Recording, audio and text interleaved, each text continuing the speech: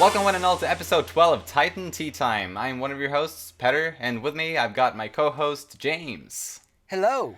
And we have a couple of announcements, or well, there's one podcast-related announcement, and then there's a few other things I wanted to touch on briefly before we get into the chapter discussion of this month's episode. So the thing related to our podcast is Steven, who he was on this show for the first 10 episodes of it. He is no longer hosting this podcast with us. There's there's no drama going on. Just want to make that clear to everybody. There's nothing like that. He's being decided... replaced. I'm just kidding. Not like that. No. But he decided not to continue this. But James and I will continue like normal. So you'll still be getting your monthly dose of Titan Teatime. And so the other things I wanted to just talk about a little bit before we got into talking about the chapter. We got a teaser trailer for the Marley arc, or for the anime this month. Yeah. Or if it was at the end of last month, maybe. I don't remember exactly. But anyway, since the last episode we recorded, there's been some news on the anime front.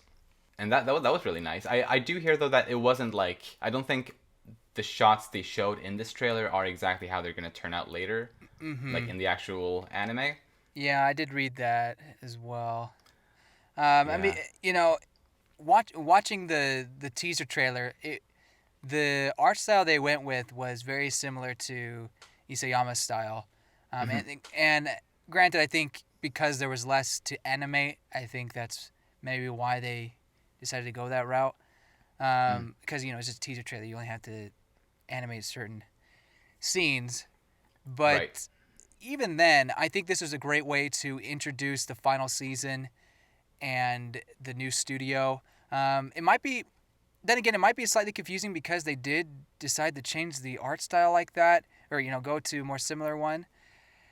I mean, I don't know. We'll see. Maybe we'll be like that, but I'm also thinking they're gonna stick with the style from, Wit Studio that they've had for 3 seasons now.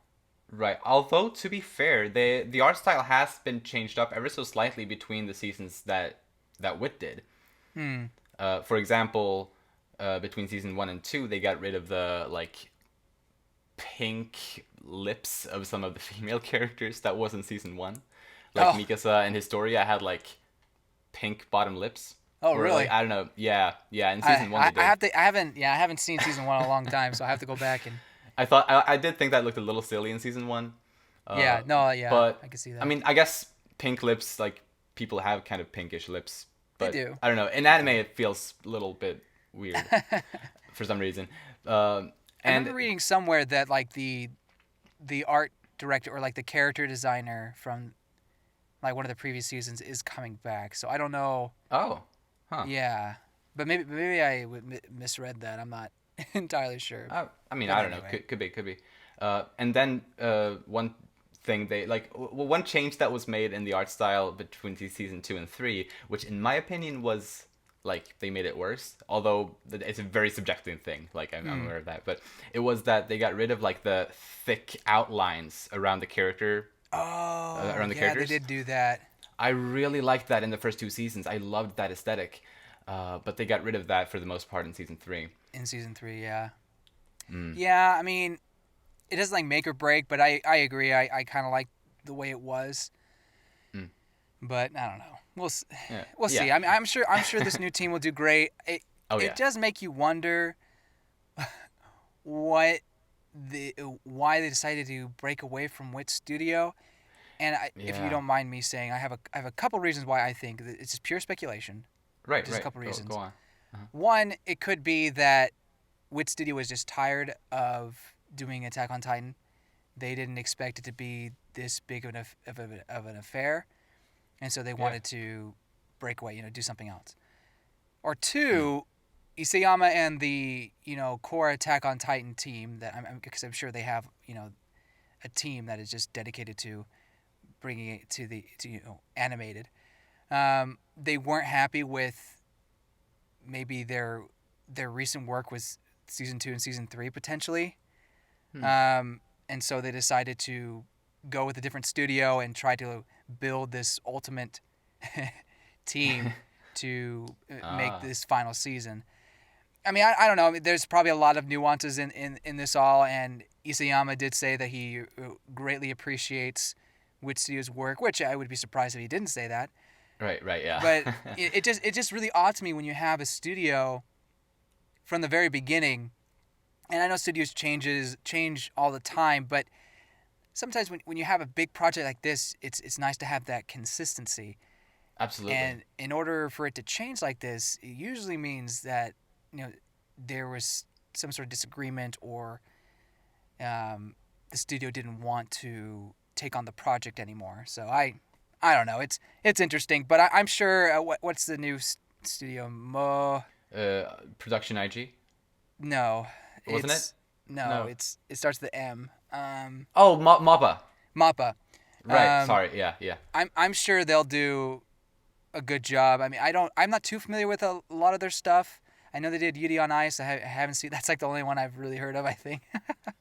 But I think they'll do good. I think they'll do good. I also looked at their list of stuff. I now, like, off the top of my head right now, I can't remember exactly what there was, but I do remember there being some stuff that I recognized and that I was like, okay, that's actually some good stuff. Yeah. So, like, I'm not worried about the change in animation studios. The Mm-hmm. one thing that I don't know if it has been confirmed or not, like, or announced in some way, but what I'm, like, slightly worried about is that maybe they'll change the lead director, Oh. which I hope they don't. I really hope they don't, because I feel like that's a more that like Mm-hmm. changing the lead director will maybe be like a bigger change than changing Right. the animation studio. I don't quote So I me don't know. quote me on this. I think I should have looked this up beforehand, but I think he's staying. I think it's the same Okay, cool. director. Oh, well, maybe I don't know. I can't remember anymore. Okay, I guess we'll see. I guess we'll see. I did hear they changed the composer, like the music composer, though. No, no, bringing Suwano back. Oh, are they? Uh huh. Oh, okay. So then maybe it was only for the trailer that the music was composed by somebody else. Yeah, I'm pretty sure that. I'm pretty sure that's Ah. what the case was. Oh, But okay, maybe, hey, okay. again, Okay, maybe that's I'm good. wrong. I don't. I hope you're not wrong. But I know I read somewhere that people were like, oh, what about Suwano or whatever? Wasn't that his name? I Suwano. think so. Yeah. Mm. I was like, oh, what about him or them? And like, well, they didn't do the trailer, but they're coming back for the season, the final season. Oh, okay. That's awesome. That's cool. Please, I hope I'm right. Fingers crossed. And so yeah, that's exciting. The trailer or teaser or whatever you want to call it, it did show things all the way up to volume 30 of the manga, like chapter Yeah. 124 or so, Mm-hmm. or whatever it was. It pretty much just Three, maybe. didn't go past when Aaron starts the rubbling. So it's, Yeah, I mean, which I think is good. Like keep a little bit of surprise there. yeah, Um, but it is interesting to see how much they showed. yeah. And I it was makes very you wonder. surprised. Yeah, and it makes you wonder. How many episodes is this final season gonna be?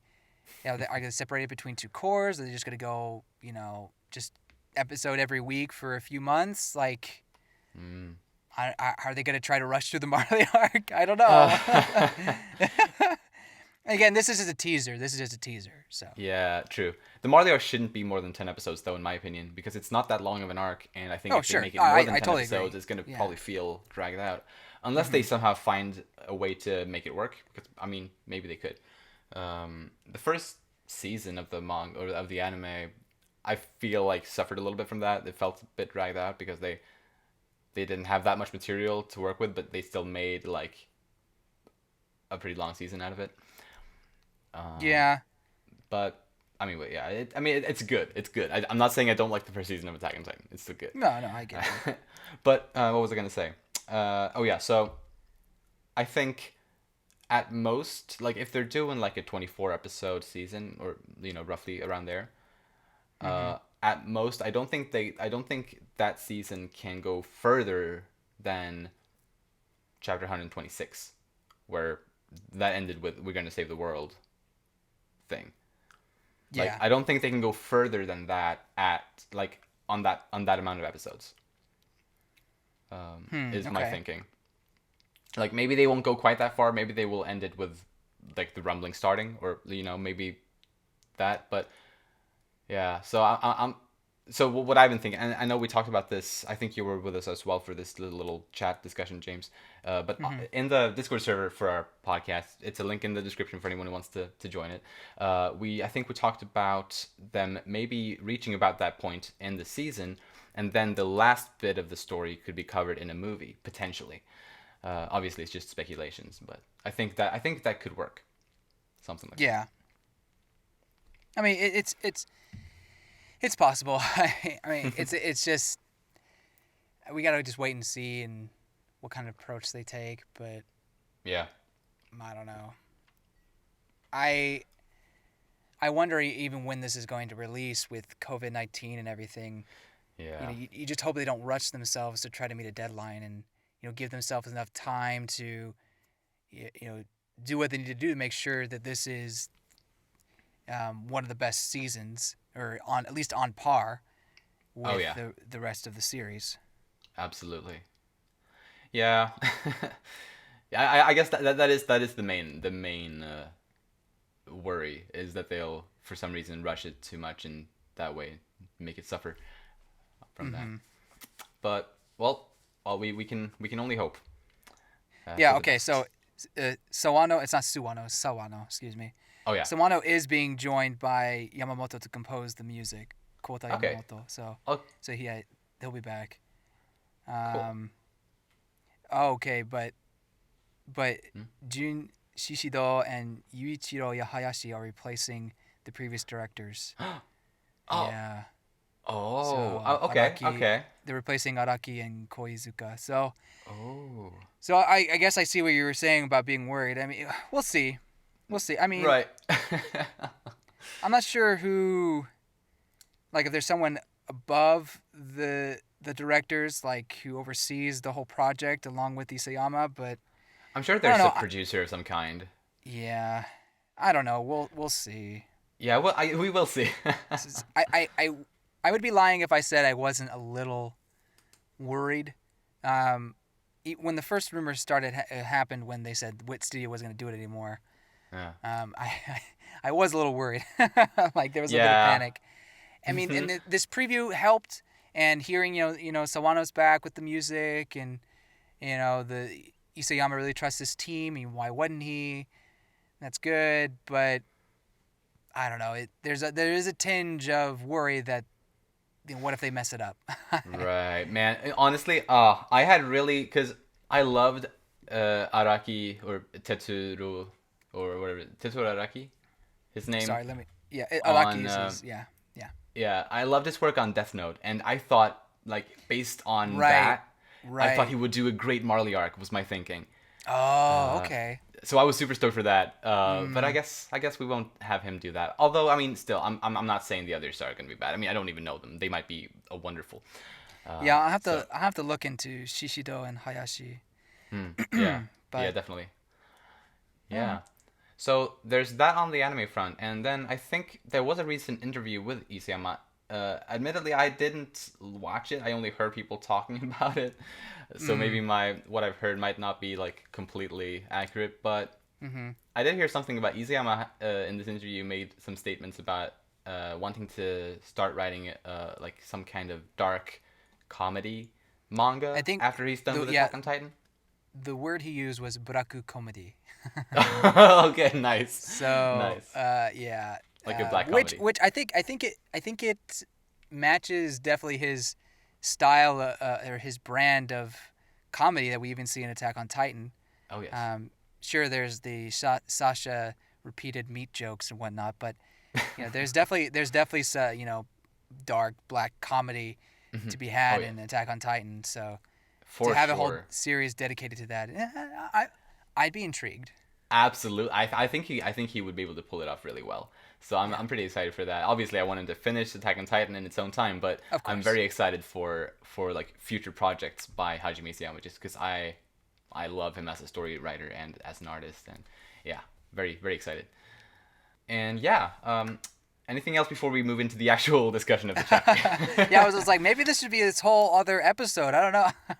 All right, well, we've only been talking for about 15 minutes, so Okay, we can only 2 more hours to go. I'm just kidding. I'm just kidding. I mean, maybe you're not wrong. You never know. You never know. No, what I was going to say is, in that interview, Isayama says that there's only 5% left of the story. Right. That's which, right.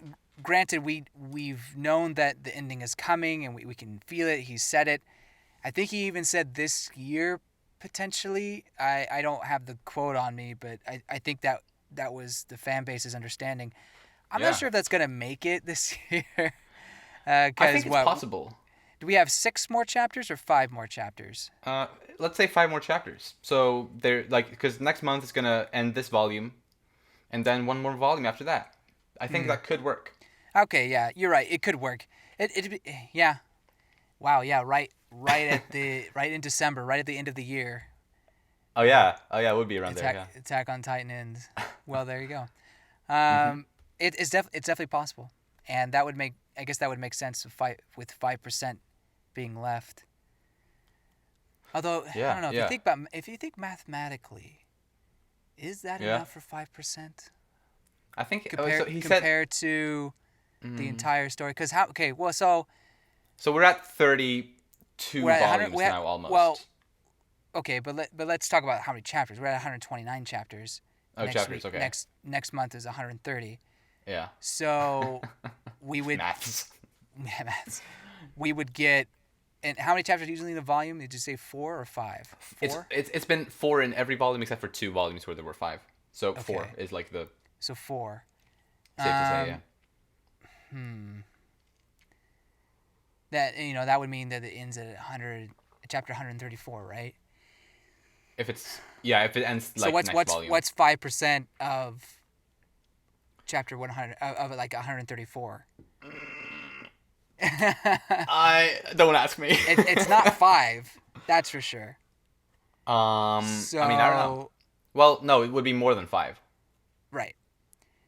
So that's what I'm saying. So maybe yet it another volume actually, after that. Yes. I think it may be likely we get another volume after that. If he's really down to the decimal on that phrase, because he did say 5%. Didn't he say less than 5%? I don't think there was a less. I'll have to go back to the quote, but I'm pretty sure. All right. Wait, did he say less than 5%? I don't actually know, so like I'm just questioning it. Hey, question. That's what I do. That's Attack on Titan. Question everything. Yeah. Oh yeah. Critical thinking. Critical thinking. Let me see. I'm trying to go back into our Discord and see what we said, but sometimes we go into rants and it's hard to find what we were talking about before. That can be an issue sometimes. Yeah. But anyway, if I come back to it, I'll chime in. Sounds good. Well, the chapter that came out this month was chapter 129. It was called Retrospective, and right it picks up right off the bat where we left off 2 months ago in the last chapter, and I just love this look between Armin and Connie on this first page. Is like they're like, what have we done? Is like probably what they're thinking in this moment, because we see Daz falling into the water with like blood sipping out of his skull, and Samuel being shot 3 times in the face. Like it's Aaron, not Aaron. Armin just kind of looks at him like, bruh. Yeah, totally. 3 times, bruh. Really? Was that really necessary? Oh yeah. And obviously Connie, I don't even know, is very emotional about. Emotions is what drove him to do what he did. But I've been thinking about this, and also what we talked about last discussion about this chapter, and how Armin said that they were ready to get their hands dirty, or willing to get their hands dirty. But I wonder if Armin still had like this inner desire to talk it out with these guys. And they actually, you mentioned last discussion that is Thomas his name? No, Uh, Thomas is not. What is his name? Samuel, or Samuel. That Samuel shot Armin in the jaw purposely, is what you said, or like he meant to do that. right? That could have been. I mean, it could have been. I mean, it's hard to say for sure. But I guess I'm just trying to build off of that. Is maybe Armin would have wanted to talk and try to get them to see their side or whatever. But yeah, at this point, the time for talking is over, I guess, and maybe that's what that's just trying to simulate. But anyway, I think that maybe Armin, especially since he's kind of like looks like he's trying to grab on, or he was trying to grab on to Hans, or that's his name, right? The other guy. Daz. Daz. Hans. Yeah. Daz. Trying to grab onto him. Precisely. Yeah, I think that maybe he was hoping there was another way, and still he's still not ready to get his hands dirty. Definitely. Although then again, he did shoot that lady, who's in the Uprising arc. Uprising arc. Yeah. He did shoot that lady to save Jean. So true. Never mind. But he only shot her because if he hadn't, she would have shot Jean. Yeah. Well, and she in this instance, yeah. In this instance, it was fair for Connie to shoot Daz because Daz was about to shoot Armin, but I still feel he went a little overkill on Samuel there. I agree. Although at the same time, like I can understand, like it's like in the heat of the moment, like you're not thinking clearly. Like I can understand that, but still they killed their old comrades, and they killed them because these people who used to be their friends were really only trying to protect their homes and their families. That's really what they were trying to do. The Jaegerists are just trying to protect their homes. Yeah. From something that they don't think they stand a chance against. Like without Aaron, or without that whole thing. So yeah, it's but again, like I love this moral ambiguity of it. It's just right. It's just so tragic. By the way, it's there's 5% of the story left remaining for the Attack on Titan manga. It doesn't say less than or more than. It says there's 5%. All right. Okay. Good to know. So that means someone calculated apparently and said that they think the next volume will be the last one, but they were calculating by volumes for some reason. I don't know. I think calculating by chapters is a little more accurate, but Maybe. I don't know. We'll see. I don't know. I mean, heck, why I know? Just because I have a microphone doesn't mean I know squat. At least it's either, like after this one, it's either one or two left. Like, yeah. That's at least pretty certain. So that's exciting. Yeah, definitely. Anyway, sorry. Continue. So Hanji is estimating how much this destruction has been caused by the Wall Titans. In this discussion that she has with Magath and Kiyomi. But I'm thinking her estimate of how much has already been destroyed is probably like a worst case scenario. Is my thinking probably maybe she's exaggerating it a little bit in her head just to maybe not be surprised, or potentially I feel like that's something Hanji would do. But what do you think about that? Like, because she thinks that they may have already reached like 600 kilometers. Yeah, I think that's a good take. I definitely think she's one to think about the worst possible situation and go from there. Yeah, kind of plan your strategy around that. But it is interesting to think that they're practically that they're almost there, or if they're not already there. Right. It's crazy. Like I don't know how many days have passed, but they've moved at a pretty quick rate. And she says they're moving faster than galloping horse, which is, oh man. Yeah, that is exactly. Fast. And then you think of Bertolt in Shiganshina, in the Return to Shiganshina battle, where he Mm-hmm. was walking through Shiganshina toward the wall very slowly, Mm-hmm. and he was like Mm-hmm. the same size as these guys. Though I Maybe a suppose little taller. maybe slightly, although yeah, Mm-hmm. like not by much, like Slightly, not by right, much. Right. yeah, but like still like the same size Right. class. Yeah. But then I'm thinking like, what if pure Titans have a better like endurance because like a Titan shifter maybe is limited by the like energy of the human inside potentially, and then maybe pure Titans have more energy in that regard potentially. Potentially. I'm not sure though. Like that's just speculation. Maybe it has something to do with like being controlled by the founding Titan. Definitely, yeah. Since Zeke's Titans, like the ones that he was able to control, they were able to like run at his command Mm-hmm. and like Mm-hmm. Even, ha- yeah, they, even in the moonlight or whatever. even in the moonlight precisely. Mm-hmm. So yeah, I think there's probably it probably makes sense. It's just we don't know exactly why or how.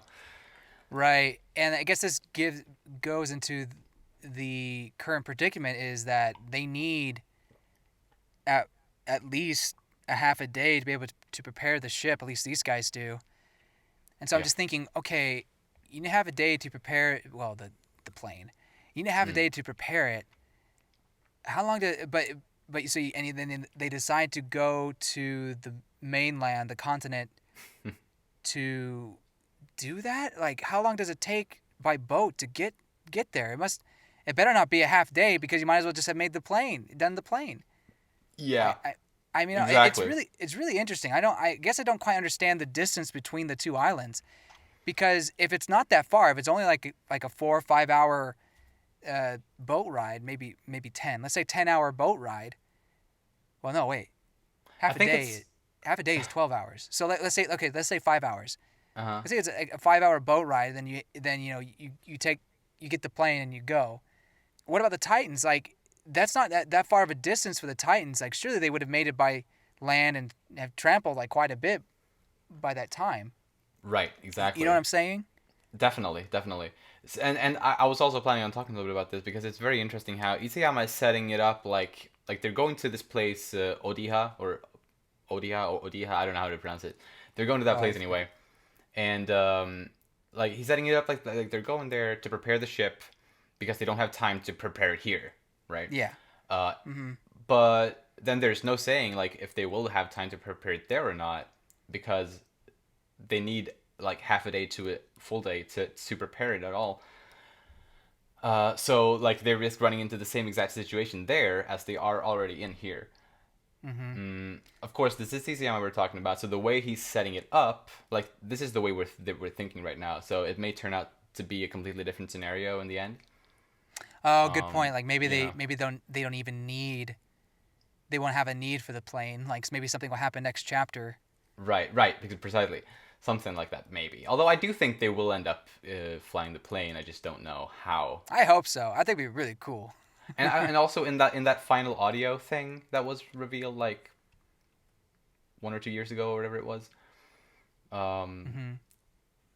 I think you can hear like something that sounds pretty much like a plane in that. Okay. So I Yeah, think I don't know. We'll see. the We'll plane see. is probably pretty certain. Oh, Um, I mean, I hope it's certain. I guess what I'm saying is like I don't know how it's all gonna like work out without the Titans like crushing part of Marley. yeah, I no, don't know, absolutely. or at least part of the mainland. Mm. Real quick. I really appreciate seeing. I know we saw them already in the previous chapter, but seeing Annie and Reiner fighting together Oh yeah. before that whole conversation is just really cool and not. I mean, there's not much there, but Right, just no, but I just there's like a full like 2 page picture there with yeah, right. it's very nice looking. And like that's something I loved about this chapter is the attention to detail and it is really on top. And I feel like that might be like a side effect of Isayama having had 2 months to prepare this chapter. Yeah, potentially. Like maybe I feel like the details, just like the facial expressions and the backgrounds, like a lot of Yeah. like just a lot of it is just really well drawn. Hmm.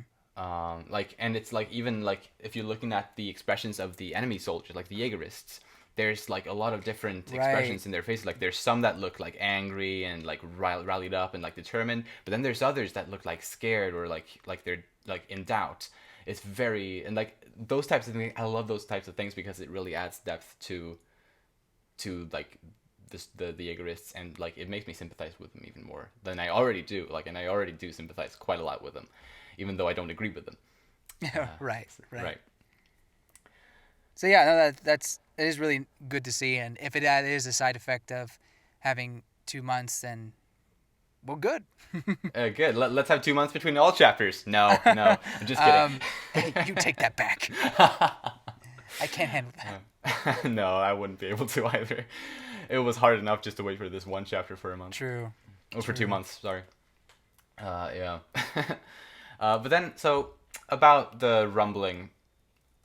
So, according to Hanji, or to her speculations anyway, Liberio might already have been trampled. I know, that's so sad. And the thing is, if that is the case, like part of me is like, I don't feel like that could be the case, because if it was, I feel like we would have, like the readers would have been there to see it. Mm-hmm. Maybe. I mean, I guess not necessarily. I wonder if this is leading to they're not going to Marley. Like maybe Aaron's taking the Titans somewhere else. I don't know why or where. I've had speculation of where, and Yeah, I think I'll go into that in our predictions. Like crazy speculations, people. Good stuff. I think, all this speculation makes you wonder if there's going to be a kind of a fake out kind of a thing where what we think is happening is not actually happening. Yeah. But I mean, it's hard to deny the fact that the Titans, we've seen the smoke. They're on their way somewhere, and at the pace they're going, they potentially have already hit Marley. So I don't know. It's hard to say. I feel bad for the people of Liberio because we had that chapter with them. It was that chapter where they're all drinking together, right? Yeah, I think precisely. 120. Yeah, so that was 3 or 4. That was like the last time we had the whole the group together. The 107, is that their group number? 104th. Oh, 104th. Excuse me. The 104th, just together, and with right. everyone except Marco and Reiner and Berthold and Annie. But anyway, and Ymir and Historia. Okay. I guess there were several. There's a lot more than I thought, but you get the point. Yeah. Yeah, exactly. Yeah, there was those people, and also Annie's father and. Oh yeah, I was gonna say Annie's father. Is Annie? Is and Annie's Reiner's father? mom. Yeah, they're still. And I mean, Falco's and Gabby's families as well. Right. So there's a lot of protagonist, main characters that have their loved ones over there. So. Mm-hmm. Yeah. It's hard for me to believe that they've already trampled that, but. Mm-hmm. But maybe that could be a big conflict thing.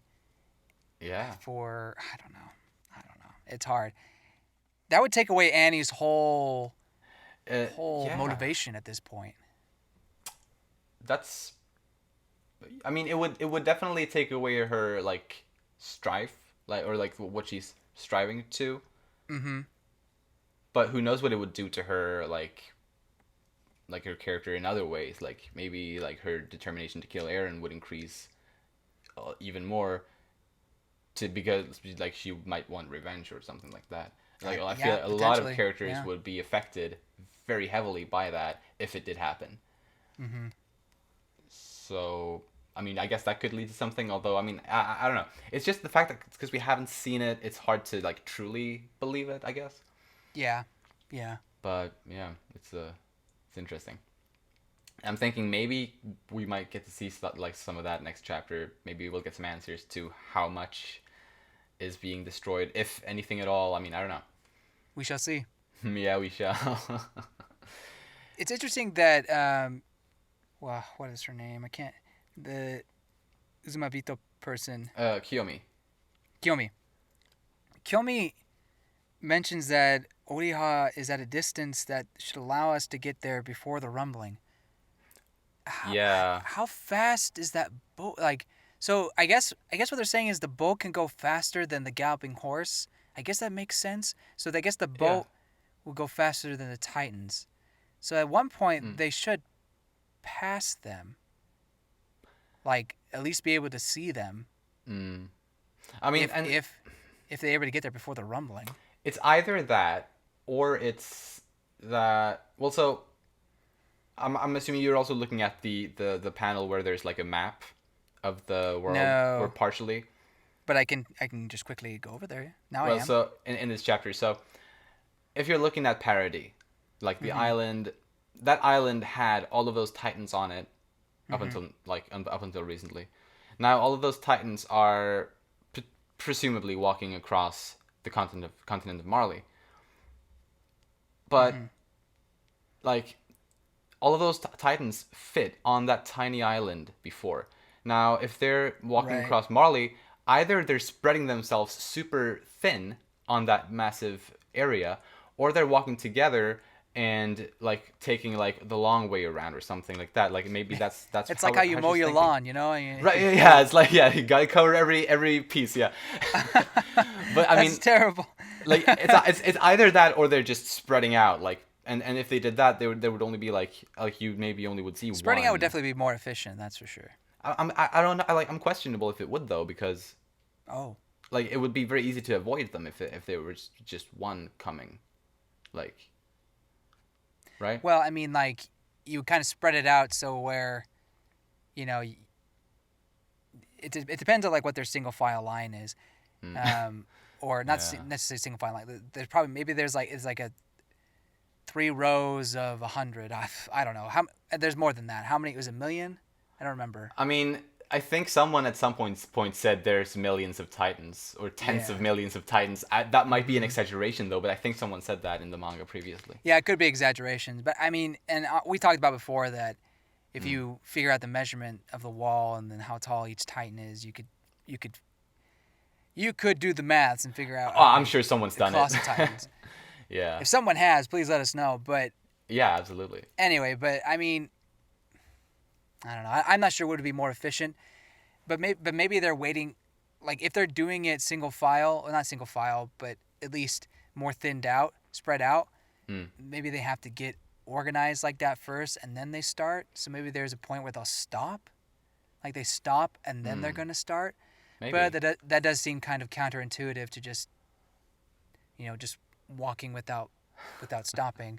Yeah.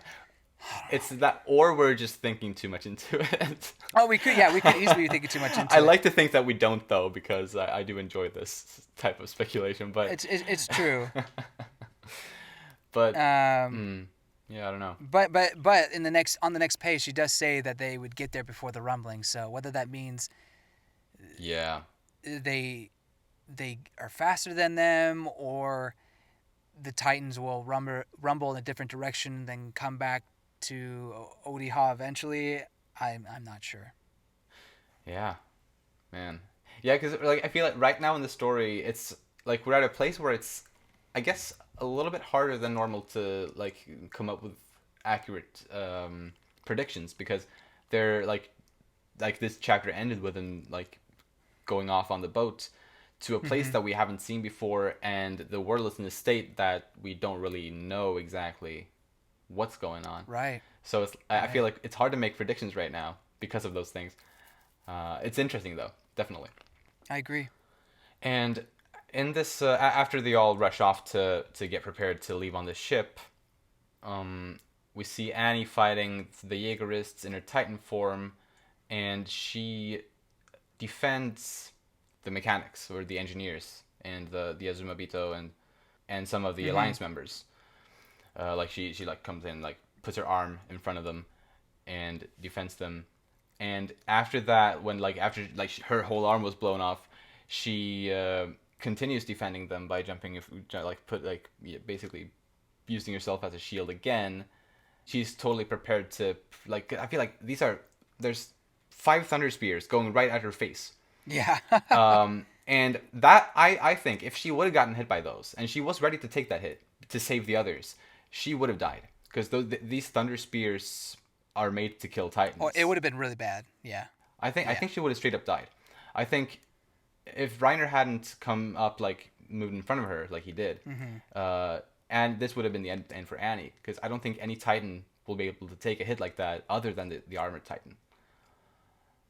Is my Potentially. I thinking. mean, you can't disregard their healing ability and I mean, you do have to go through all that flesh first. So True, but it is going straight for her nape, or like the direction of her, well, like where it's not the nape, it's her it is. face that it's It's her going face, for. but her nape is like right behind her face. You know, it's like Right. That's very what I'm saying. You would have close. like the meaty shield, but like you look at Reiner's case, like the thing that broke was basically his jaw and well, his face and obviously Right, all the but my armor thinking there. is he got away with that because he has a more armored Right. That's exactly. That's Titan. what I'm saying. Like he has more armor Titan, whereas with Annie, like her whole head would have been blown off, but she still would have been. I think she still would have been alive if not in critical danger. Yeah, fair. That could have been it. But if she was left like that, she would have been virtually defenseless and left up to be killed Yeah. pretty easily Yeah. after that, regardless. So like for her to be so prepared to sacrifice herself for these people, I think is a pretty interesting thing for her considering her past with these like with a lot of these characters. And like what goes through her head must be something along the lines of, I can't save my father without these people, but they have a chance of saving them even if I'm dead. I mean, Is how yeah, I'm totally. reading her here. Well, I mean, yeah. Well, I mean, I really didn't go into think too much about it, other than the fact that it was cool to see her like protect other people and everything like that.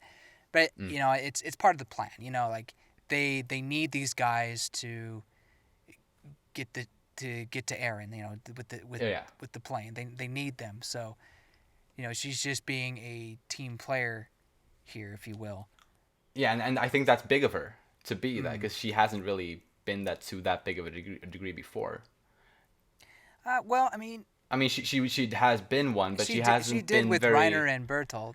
But even then, she wasn't that uh, But for example, inclined to.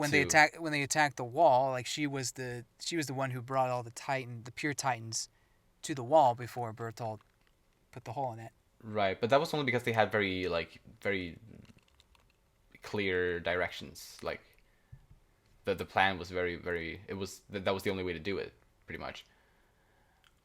But she has since I feel like she's grown a lot or like at least in her time before she encased herself into the crystal, she grew in a direction where she was much more like to herself, like she didn't really care much how it went for the others as long as it went her way in the end, Yeah, and her I think part of that has to dad, do with their upbringing, obviously, because mm, they were living among devils. But I think even Annie herself was starting to see and feel sympathy for these guys, as we see with Hitch and Armin and all the 104th unit. yeah, You true. see that she was starting to feel that, and and I think that goes into what you were saying before with her, yeah, feeling bad for what she did in the past. Same with Reiner. They they both feel bad for what they've done, and so I could definitely see that kind of growth. Mm. But I don't know. I don't know if it's necessarily like out of character Oh for no, her. I don't think it's out of character. I think it makes sense because I would have been more shocked by this if it happened before she encased herself in the crystal. Obviously, it would never have because they were like complete enemies back then. But like, if somehow a situation like this had occurred before that, I don't think even if she was fighting on their team, I don't think she would have risked her life for these characters. But it was during her time in the crystal, I think she grew a lot, and like learned to see the views of everyone around her and like on this island because Mm-hmm. she got to listen a lot to Hitch and Armin uh, during those years. Yeah, So I do think it makes sense now. yeah. I see what you're saying. I I don't know. I don't know. I don't know why I'm like fighting this or what. It's fine. It's fine. But I don't know. I guess I just don't see it as you know too crazy of a thing for her to do. Like No, um, I guess it's not crazy. It's just something I mhm. that it just made me think because she does really only have this one goal, is to save her Yeah. dad, Right. and she is basically leaving that up to the others in this instance. She like Mm-hmm. she's prepared Mm-hmm. to die for them, and she trusts them to save the world and her dad without her. And that's fair. Yeah. You know. And I guess yeah, like maybe she wouldn't have done that beforehand, Mm. but part of that also has to do with the fact I don't think she really knew what she wanted for herself either. I mean, clearly she, was doing this because, the Marleyans had her do it, and her dad wanted her to become a warrior. Mm. But she wasn't really doing it because this is what she wanted, if that makes sense. But now Yeah. she's moving and acting in the way she wants. Like, Oh yeah. Yeah. this Absolutely. is her pure intentions. So anyway, Definitely. I totally see what you're saying, and I agree. Cool. But yeah, and I definitely agree with what you're saying too. Like, she was just a kid when this all started. Obviously, she wasn't Mm-hmm. in control of like those choices. So Yeah. yeah, that definitely. But then yeah, then Reiner comes in, just like he did with Zeke in at the beginning of Yeah, the I Marley was arc. thinking the exact same thing. I think that was The pretty perfect nice. shield. Yeah. Oh yeah. Annie looks a bit shocked by that. I guess she was just so prepared to take that hit, and I guess that makes sense. Yeah. I don't think had she ever interacted with these Thunder Spheres before, besides getting her arm blown off. Oh yeah, that. No, no, she wouldn't have. So I don't She got her I arm don't know blown how. off like a couple seconds before this, and that was probably Right. her So she first like. probably knew that this is not going to be good, but Yeah, that was probably her first interactions with them potentially. true. But I also imagine they would have probably had like a bit of a rundown with her, like, oh, this is going on. This is what a Thunder Spear is. Maybe she even actually knew about Thunder Spears since her time in the Crystal. I imagine maybe Armin had mentioned them to her Well, potentially at even some point. yeah. I mean, but there's a difference between being told what it is and actually Right. seeing them first person. You know what I mean? That yeah, definitely, definitely. But at the very least, she would have known that these are dangerous Titan killing weapons. Well, yeah. Uh, That's what I was trying to say. I was just trying to say like, you know, how. What was I trying to say? It wasn't that. I think it was. I guess you It just was like the just like practical, like seeing it firsthand. I was just saying like she hadn't. That was her first time being hit by them. Right. So that. I mean, I don't know. Like she hadn't had time to prepare. Like I don't know. I don't know Mm-mm. what I Yeah. was even saying.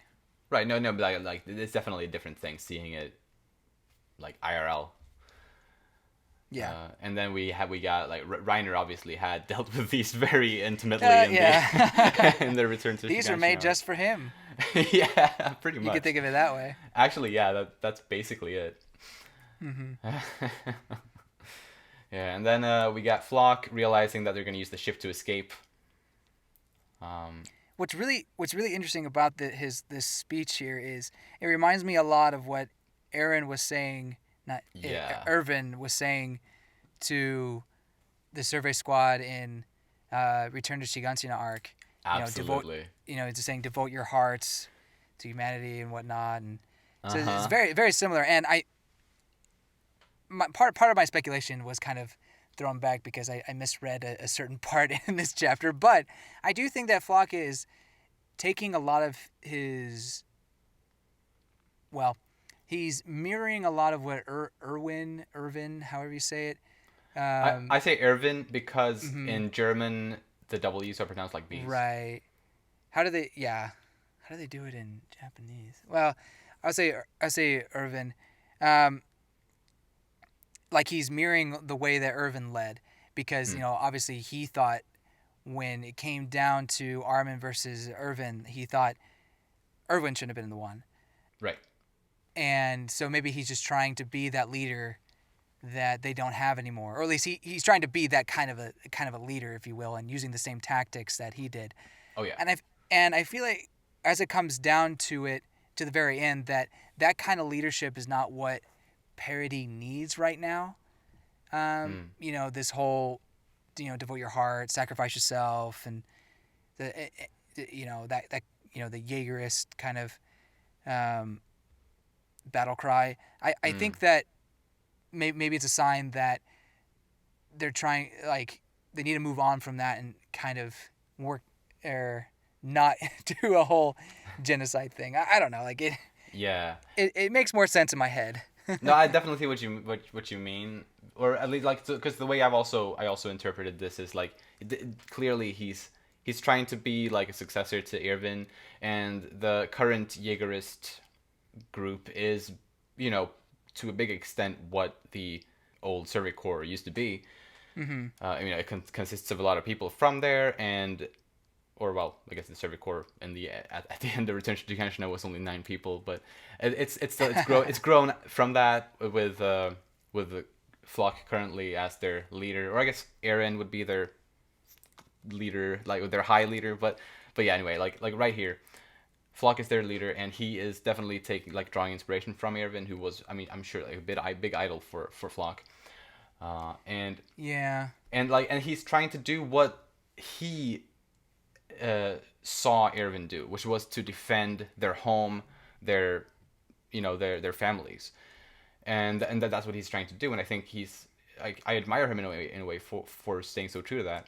However, Irvin he was always telling his soldiers to dedicate their hearts to humanity. That's what he said. So I mean, to That's humanity. right. To humanity. And Yeah. so in that Yeah. There we sense, I go. think Hanji is the true successor because she's actually the one who's caring Well, for yeah. all of humanity here. Totally. And I mean, obviously, she was the one that Erwin chose as her successor, so Mm-hmm. obviously she is Mm-hmm. the true successor. But like, but also in this regard here, where like we if we compare Flock to Hanji, they're like in they have these uh, clashing ideologies, and it's definitely Hanji's that's more in line with Irvin Smith's. Right. And I think and I agree with what you said there. I think going back to what I was saying, I think what I meant to say was Flock can't be Irvin. Like, he wants to be like him, but he fails in really Mm.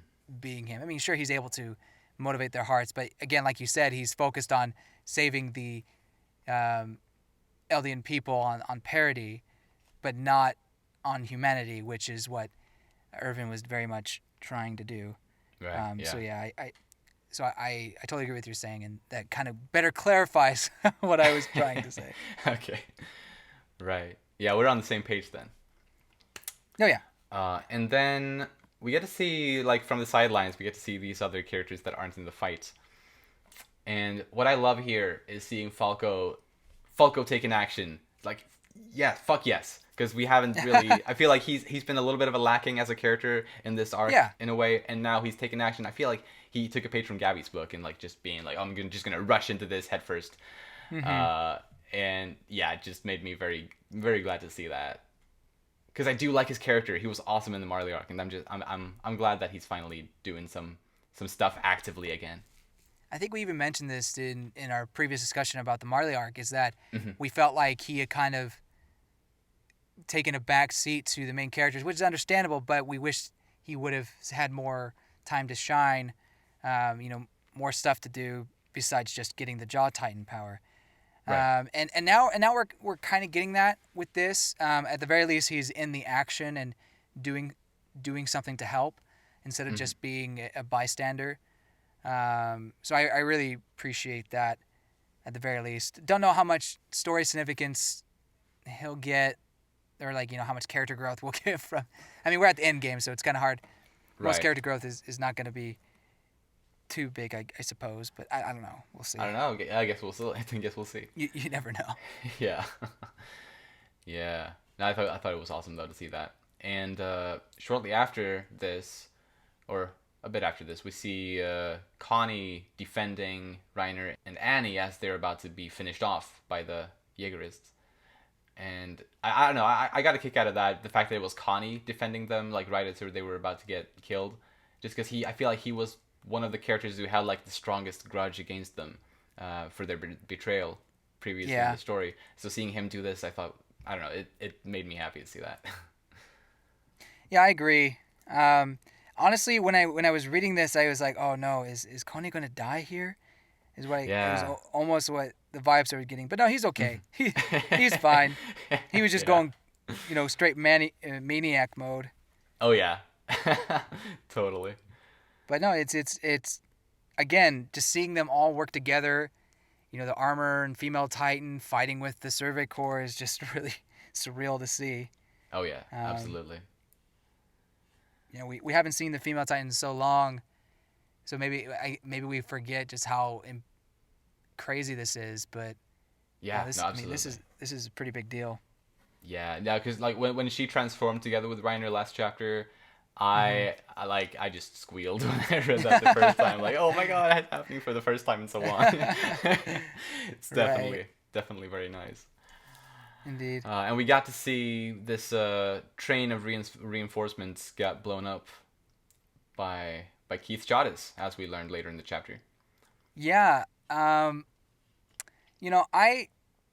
I have mixed feelings about this. Maybe we'll save it until we get Shadis back, or We, when we we, see we could save it Shadis. if you want to save it. We can save it for Yeah. that.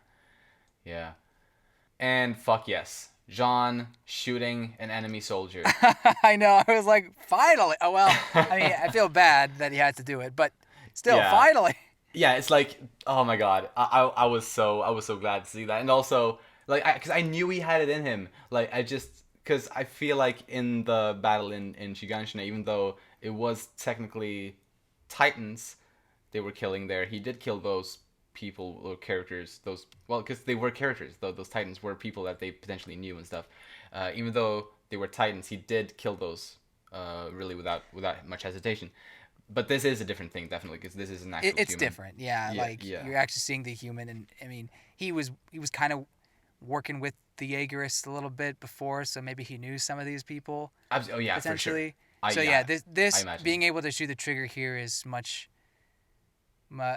is a little bigger, and I think it shows how much he's grown and shown his resolve as well. Mm, Because before he was still like, before he came with the alliance, he was very much kind of iffy. Like he almost felt like running away and just living yeah, his life in the middle wall, whatever, in the yeah, capital. But anyway, so yeah, now this kind of proves his resolve to saving humanity.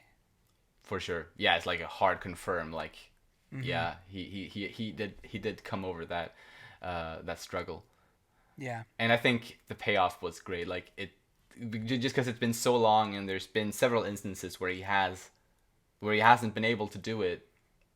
I feel like finally having this happen feels very good to see it. And I assume he's the one that says, "Hesitate, and my friends will die." Yeah, Right. must be. So it's good to see that kind of realization or being getting over that hump for him, I guess. Yeah, and that's exactly what Armin did for Jean. Like he didn't Hmm. hesitate to kill that woman that was about to shoot Jean, Yeah, and now Jean has learned this lesson as well. indeed. And want to talk about Falco's Titan design for a while. There's a couple things I'd like to touch on there. The first thing that for some reason I don't know why that was the first thing that I like took note of, but for some reason the first thing I took note of on his design was the hands that looked like Yeah, the talons. They kind look of like like talons. talons, yeah. Hmm. And with that, it's definitely like okay, just having some fun with Falco's name here, I guess. Um, It must be. it's like just I, like the little meta thing. it's so interesting. I guess now is as good a time as ever. I wonder if it has something to do with him taking the beast spinal fluid, and that's how he became Mm, the Titan, or the pure Titan, and then he ate the Jaw Titan. Because exactly. we know that is Porco's Titan, his Jaw Titan. And, it had the usual long Yeah. hair, just like kind of Ymir's Titan had a pretty long, ragged hair. But it also had some interesting elements to it, like a kind of a faceplate with armor, and then his hands kind of looked like it had armor as well, Yeah. which Ymir did not have whatsoever. Um, True. so part of me wonders if the spinal fluid that Porco got was the Armor Titan's spinal fluid, and that was the reason it kind of looked the way it did. And maybe the Mm. jaw titan, maybe it's not just a jaw titan, but in this case, maybe the jaw titan transforms based on the spinal fluid it gets. And so Yeah. that's why we kind of got more of a beast-like titan here. Although, then again, Falco still has the faceplate stuff. So maybe that whole Right. armored titan theory is out the wall That there. was an But I don't interesting know. theory, though. It's yeah, because obviously, well, I think Porco's and Marcel's Jaw Titans looked very similar. It was, I mean, Yeah, I obviously can't not remember not, what not Marcel's identical, looks but like. still like very similar. Like they're definitely comparable. But then Ymir's obviously looked very different. Um, Mm-hmm. my headcanon as to like the explanation to that has always been that Ymir was in pure Titan form for like 60 years, and it's because she was in pure Titan form for so long that when she eventually became a Titan shifter, the shifter form, her Titan form, then didn't change all that much. Hmm. Just because, although like maybe that doesn't make much sense. I don't know. It's just what I've been thinking because I haven't really been able to think of anything better. However, I do kind of like your thinking of like maybe it was because of something like that. I mean, the years thing would be interesting. I wonder why, but why would years like have any sort of effect like I don't that? know. I don't know. Maybe Yeah. I, I I, mean, don't, I don't actually know. let's be honest. When it comes right down to it, it might just be a design change by Isayama with not too much reason behind it. Hmm. Maybe because maybe he like there's potential that he didn't decide on the jaw titan like the whole nine titans until maybe later, Oh, for sure, for sure. and so that's why the design of the jaw titan kind of changed to make it more unique. Mm. And so maybe here he's trying to show that it doesn't or it the jaw titan's appearance kind of depends on the person. Um, Yeah. Although I mean, I guess that, Potentially. that that is the case. I think though with a lot of Titans. I mean, if you Well, compare yeah, true. Grisha's Attack Titan to Aaron's Attack Titan, Yeah. I think they're pretty different. Yeah, for Like they some have reason he's very got like different a body he's got types. like a pot belly, it's like Almost. square thing going on there. I mean, he's got abs. Anyway, Yeah. Oh yeah, yeah. um, He's ripped still. yeah, he's just very thick. Uh, Yeah. I don't know. This Titan is just very not like nothing we've really ever seen before, especially with those talons. Yeah. Yeah. It's interesting to me though is his mouth, the jaw Titan's mouth, and then like the mask part that kind of looks like the beak of a bird. Here, when he first transforms, it looks closer to his face. Like Yeah. I there think isn't it's much. the perspective is a little hard to tell. I guess. True, maybe the perspective is a little hard to tell, but in later shots, you kind of see that there's more space in between the beak and the lip. Mm. Maybe not quite as much as an actual beak, but anyway, it's interesting. Like it doesn't seem too consistent in my mind. Hmm. I think from just comparing some of the shots, but Oh, I see. Yeah, I don't I know. don't know. But yeah, like I definitely like what you said at the beginning here. Like, and I think like a lot of people came to this conclusion that the fact that he's so hairy is probably because he consumed Zeke's spinal fluid, like the spinal fluid of the Beast Titan, in order to become a Titan in the first place. And like, and that's also a conclusion I came to before I saw anybody else, Oh, and I okay. saw a lot of people came to this conclusion. It seems. Yeah. And I think it makes sense. It's like it's something that it's a pretty easy conclusion to make probably, and yeah, I think yeah, it's like because why else would he have hair pretty much all over his body, just like the Beast Titan does, because it's very characteristic of specifically the Beast Titan. Mm-hmm. However, let's not forget the Titan design of Marcel and I think or wait maybe not definitely Porco and maybe also Marcel, because their jaw titans had like beards, Beard, yeah. which is like not something that their like the human forms had. Mm-hmm. So like so I guess seeing Falco's Titan design it's not the first time that we see a jaw titan with excessive amounts of hair. I Right. guess I can't so. remember. Did Porco have a beard like it normally? No, No. No, he didn't. Okay. That's the thing. He Yeah. didn't. So that's why I'm thinking like this is like more hair than he I guess should have. Just Mm-hmm. and like so I guess in that way maybe it's not because he consumed the Beast Titan spinal fluid. Maybe it's just something that sometimes a Jaw Titan is more hairy than other Titans. Although I don't know. I'm not saying it's not because of the Beast Titan. I'm just saying that Well, yeah, we there don't. could be other explanations too. Right, right. I definitely don't think it's. We can for sure say it's because of that. It's very much up in the air, and just it may be something that's never really explained. Right, precisely. And if it's not explained, I don't really mind. I just think it's a cool Yeah, I design mean, and I like it. it's just a cool. Yeah, it's cool. It's a cool, unique design. That's for sure. Absolutely. Oh yeah. Oh yeah. By the way, before Falco transforms, we see Reiner and Annie very much in a not great position, and Annie's head is blown off, but she's Yeah. not dead. Oh So no. I think like the Thunder Spears, while it was 5 of them, I think she still would have been okay She potentially. could have, yeah, true. She could have definitely been alive after such a thing, but then after that she could have easily been finished off. Yeah, If no one else would have, totally, come in, totally. swooped in. But yeah, you're right.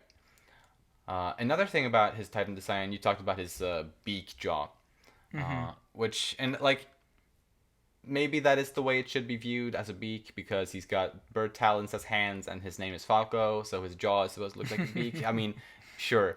But what it actually reminded me even more of, instead of a beak, was like the jaw of a shark. Uh, like both Hmm. with like the shape of it and also the fact that he's technically with the jaw functioning the way it does, with like he has like a normal human mouth and then the jaw like kind of extending outside of that.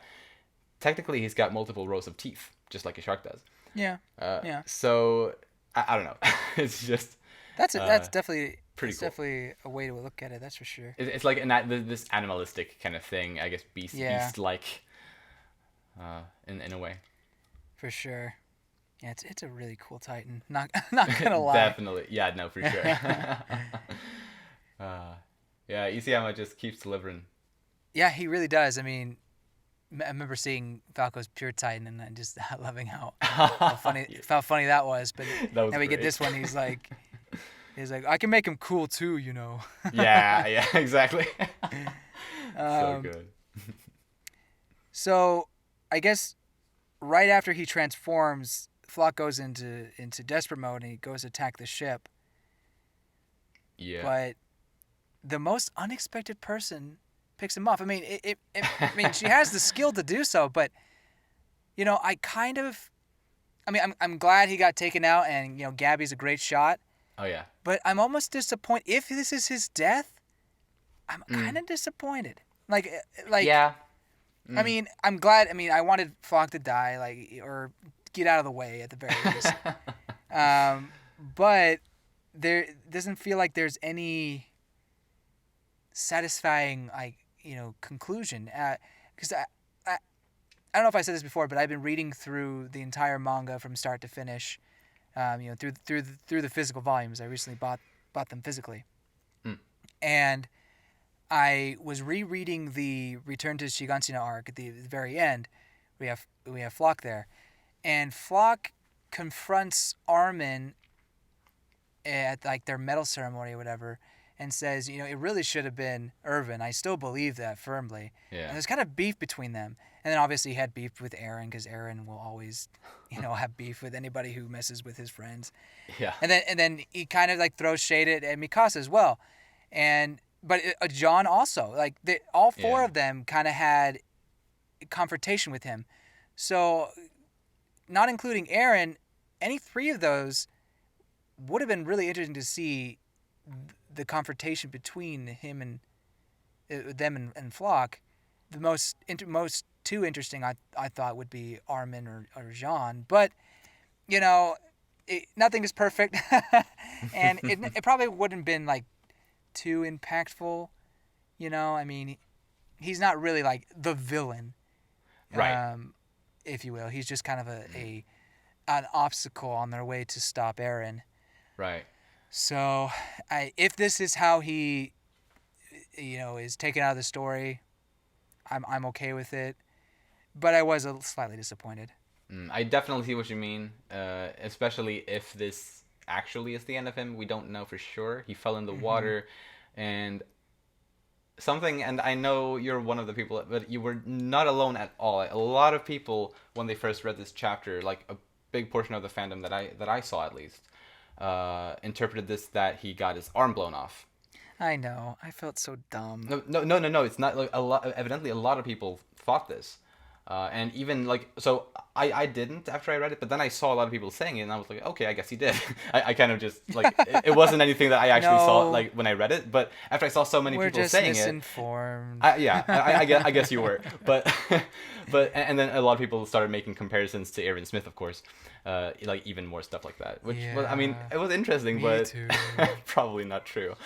Uh, No, I mean, there's literally. I mean, you see the shot and it looks like his arm is gone, but then you go down and you see his little silhouette, and yeah, like from the far, it far, looks far like away there's shot. two arms right there. I mean, Exactly. look, maybe the silhouette is not what we think, and he actually has lost an arm, which then Maybe. it would be poetic, and I would really like if that was the case. Yeah. So part of me is hoping that Flock hasn't died, and whether he has both arms or not, he somehow like is grabs onto like the plane or something, Exactly. and no one saw him, and so he's with them on the boat, and he gets on, and then there's some sort of confrontation there. Uh-huh. But I don't know. We just can't say. Yeah. Uh, No, but I we also can't had know that for that sure. thought that like maybe he's like grabbed onto the boat or something. Yeah. I think that would be pretty exciting. Yeah. Yeah. I mean, Uh, I would like that. just like Gabby and Falco did Mm-hmm. on the airship, Yeah. kind of. Yeah. I think that's a possibility. It's actually that's what I'm hoping is the case, Mm-hmm. and I think it would kind of make sense. Sure, he's injured, but if he's got like both arms and like all limbs intact still, then it wouldn't be impossible for him to probably make it over to the ship and grab on, and it's something I think he would do because he was very Right. determined to stop them, and Mm-hmm. I think that could make that could make the trip to Odiha exciting Right. potentially. I totally agree, and I really hope that he talks to Armin because Armin needs Yeah. more. He needs something. He needs something to slap him in the face and be like, "Bruh, you're the colossal titan. It's okay. Mm. You believe Yeah. Irvin should have lived, but no, we need anyway. Sorry, I keep bringing that up, but It's fine. someone needs to slap some sense into this boy. Yeah, absolutely, absolutely. Uh, yeah, definitely could lead to some interesting stuff if he gets If he gets on the ship, some more interactions with the others. Yeah. yeah. Oh yeah, and there's like a short little fight between the Cart Titan and the Jaw Titan here. Oh yeah, And that's honestly something I was waiting for, just because the first time he's transforming into a Titan. right. Like, It would have been a little like really if he had been like totally fine or had been able to control it the whole time. precisely, because it's not common for Titan shifters to be able to just be in full control their first time. I think it's mentioned briefly that in the Marley arc that Bertold was able to control his colossal titan like perfectly the first time, but that's like Oh really? that's a rarity. Like that's like obviously like it's Huh. not something that Good on happens him. often. I Yeah. totally forgot about that. Yeah. Well, when I reread that, I will look out for I it. think it's in the flashbacks to their childhood, like when they're Mhm. training. I think Reiner says like, "Oh, but you were able to control your Titan really well the first time," or something like that. But yeah, it's cool, and yeah, like something that I guess I like. I'm not. It's not an issue for me. It's just something. Maybe I like. I guess it's just I had expected some main player to die in this battle. I did too. And obviously no one actually did. I mean, Flock may have, but he's not like one of the heroes. Mhm. It wasn't until technically after the battle that we got to like hero deaths, I guess you could say. Yeah, I mean, technically the fighting was still going on because the reason why they I guess. blew it up was to stop the Jaegerists from following them. But what I was gonna get to was like, since I was expecting it, I guess I felt slightly bummed out. Like there was no like death in action or whatever you want to call it. But at the same time, I'm kind of happy that I was like that it didn't turn out the way I wanted it to. Right, kind of subvert expectations. Exactly, precisely, and that's what I love. I keep loving this so much about Hajime Isayama's writing. Is It's really really good. Yeah, I will say I was a little surprised that they left this battle in this chapter. I remember I listened to the previous discussion. We had talked about like potentially this going on for another half of a chapter or Mm, something like that. But it makes sense in the grand scheme of things because they need to leave. They need to get out of there quick. true. So it would have been a little off if it had been stretched out between chapter and a half or two chapters and a half. Well, Yeah. anyway, yeah, it would have been weird if they had prolonged it any longer. Um, so yeah, knowing that time is of the essence, I feel good about how quick this battle was. Right. True. If you're gonna call it a battle, really, I mean, yeah, there was fighting, but it was more like I don't know, an escape, I mean, like yeah. escape mission. I don't know. Right, right. It was good, and I agree totally with what you're saying. Like, it makes perfect sense that cause since they were in a hurry, and especially since they realized mid battle that they were in a hurry, Yeah. that it makes sense for them to try to end it as soon as possible and get away from there. Hmm. And the only ones that got like truly like injured in this fight were the three Titan shifters from Marley, Yeah, it's true. or well, I guess I'm not counting And then Falco, Armin. but Armin too. Right, right. True. So I guess all of the Titan shifters except for Falco Yeah. got like pretty injured. Luckily, they are Titan shifters, so they will heal quickly. Yeah. Yeah. Admittedly, though, I did get a little bit worried for Jean when Falco lost control of his Titan. It looked like Jean took a pretty bad hit from that, and I got pretty worried. Like, oh my god, oh no no no! Like I didn't think he was gonna die from it, but I thought he was like gonna be like maybe out of action for a while. But then True. he's like then we see him a couple pages later, and he's like helping Reiner walk, and it's like Yeah. okay, he's fine. I think most everybody, except for Oyankapo, because I mean he stood back. I think most everybody has like an injury or two. You know what I mean? Oh yeah, yeah, for sure. Like there's something, but yeah, Mm-hmm. But definitely yeah, definitely not as severe as the Titan wielders. right. Yeah, and then of course Magath decides to stay behind. Oh, and like, oh my God, I just feel like my heart just becomes so heavy when I like just right now when I'm like looking at it, and like also on my second read, I was like just knowing what's going down. I was like, oh no, Mm-hmm. because really like, oh, Magath grew on me so much over like the past couple of chapters, and also last month when we had the reread of the Marley arc discussion thing, Mm-hmm. like having read the Marley arc or having reread the Marley arc after the chapters that came out before this chapter, and like just knowing his character much better was such an amazing thing, and he is, I don't know like where he is in my top list of characters, but he's pretty high up for me, and I don't know, just seeing him make this sacrifice was pretty impactful. Yeah, I almost felt like, and I don't mean to put down his and Shadis's death, Mm. put them down, but I almost felt like this was superfluous and not needed. Like, oh yeah, we need to make sure they can't go after, you know, the alliance. Like we got to make sure that the Jaegers can't follow them. And I was like, I mean, do you really though? I think I so mean, because the ship that they had there would have been able to catch up to the ship that they escaped on. true, and I guess that could have been an issue. It just felt like an excuse to get rid of Magath and Hmm. Shadis in the end, and kind of just tie up those loose ends instead of being like truly impactful, like Hmm. a great like hurrah. I thought it was in a way, like, or it was like a subtle hurrah that fit these two characters perfectly, in my opinion. Well, I will say, well, yeah, a subtle one. Yeah, I will say that their conversation together did make it a lot better, and I mean, I don't want to sound like I hated their sacrifice, and in the end, I was left satisfied with it for the most part. But I did think their reason to do it just the reason to do it was just a little off. Like it kind of just felt like, okay, well, now Magus needs to die instead of being a part of a crucial part of the story or the battle or whatever. Well, so I don't know. It's my thoughts are interesting. I know that you kind of expected Magath to die. I know that's one of the predictions that you had. Right.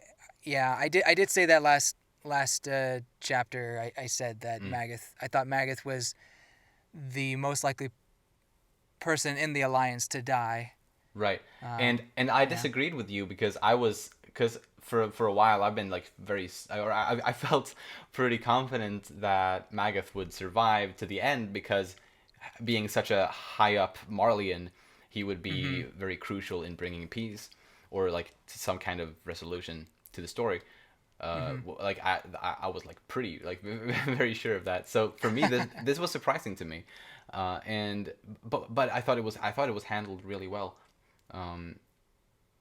Like Magath and Shadis meeting up for like just that first of all was something I had not like really specifically wanted, but damn, it was so good. I did not know I wanted that.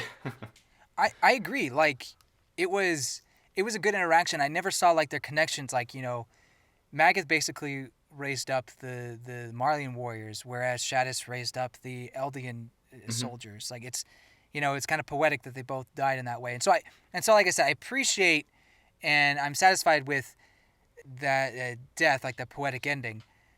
But I don't know. I just it